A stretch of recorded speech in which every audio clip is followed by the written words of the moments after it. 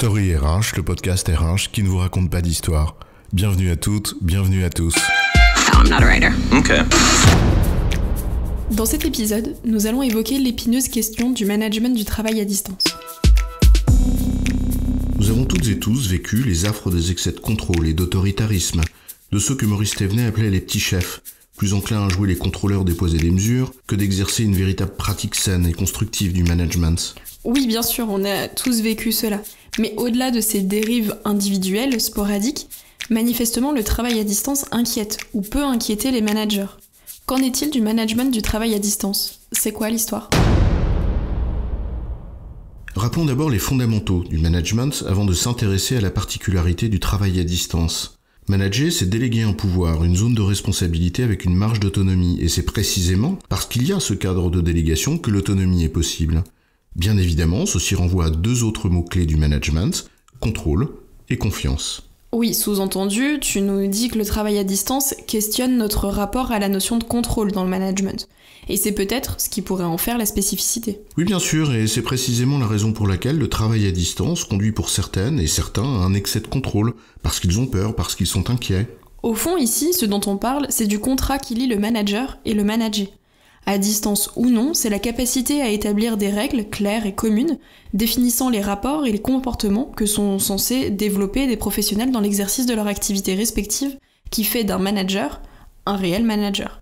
Tu as raison, pour cela, il faut d'abord établir un cadre et des modes de fonctionnement entre manager et managé, et un cadre et des modes de fonctionnement suffisamment stables, qui permettent à la fois de tenir compte des évolutions de l'environnement liées à l'activité et à la conduite des affaires, et aux transformations internes qu'elles exigent en termes d'organisation. Et pour cela, il est nécessaire de formaliser de façon claire ce que l'on pourrait appeler un contrat, qui permet finalement aux deux parties de connaître à la fois leur marge de manœuvre, c'est-à-dire la liberté dont ils disposent, mais aussi les limites de leurs responsabilités.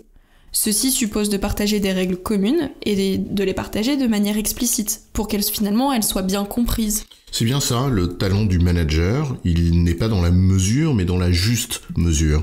Et cette juste mesure consiste finalement à formaliser ni trop peu ce qui cadre et guide les personnes et les équipes.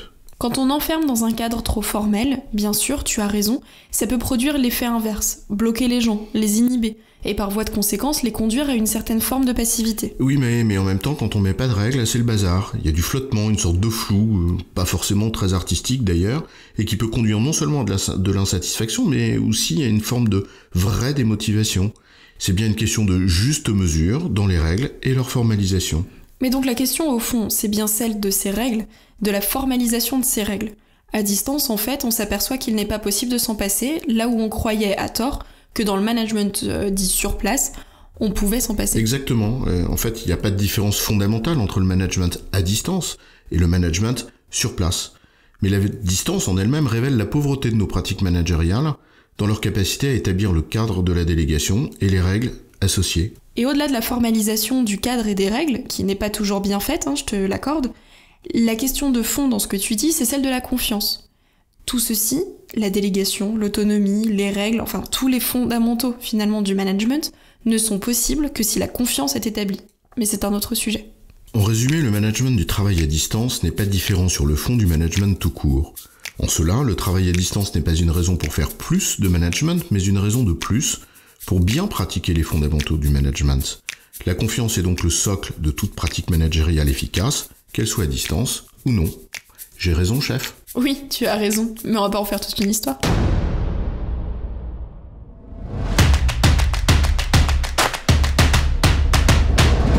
Story RH, le podcast RH qui ne vous raconte pas d'histoire.